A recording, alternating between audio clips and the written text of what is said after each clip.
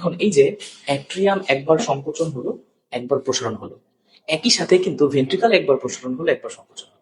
তাহলে একবার সিস্টোল এবং একবার ডায়াস্টোল, সেটা যারই হোক, অ্যাট্রিয়াম বা ভেন্ট্রিকাল, একবার সিস্টোল একবার ডায়াস্টোল, এইটাকেই বলা হয় একটা হার্টবিট। এটাকে বলা একটা হার্টবিট। দেখো, ধরো আমার এই হাতটা হচ্ছে ভেন্ট্রিকল, এটা হচ্ছে অ্যাট্রিয়াম। ভেন্ট্রিকল এখন কিভাবে আছে? সংকোচন অবস্থায় আছে। অ্যাট্রিয়াম কিভাবে আছে? প্রসারণ অবস্থায় আছে। এই যে এক, দুই, এই যে ঘটনাটা, অর্থাৎ একটা সিস্টোল একটা ডায়াস্টোল, এটা কি বলা হয়? একটা হার্টবিট।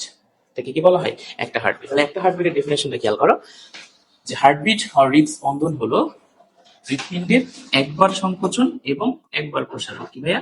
একবার সংকোচন একবার প্রসারণকে একত্রে বলা হয় হার্টবিট বা হৃদস্পন্দন। তাহলে আমরা এই কথাটা বলতে পারি যে one heartbeat is equal to one systole and one diastole. ঠিক আছে?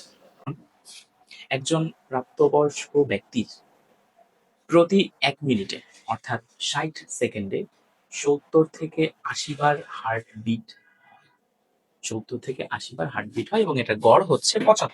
গড় কত হয়? গড় হচ্ছে ৭৫। হ্যাঁ, গড় কত হয়? গড় হলো ৭৫। ঠিক আছে, মনে রাখতে হবে এই এভারেজ হচ্ছে ৭৫। তাহলে একটা মানুষের, একটা নর্মাল অ্যাডাল্টের হার্টবিট হচ্ছে 70 to 80 বিটস পার মিনিট। আর এটার এভারেজটা কত? এভারেজটা হলো 75 বিটস পার মিনিট।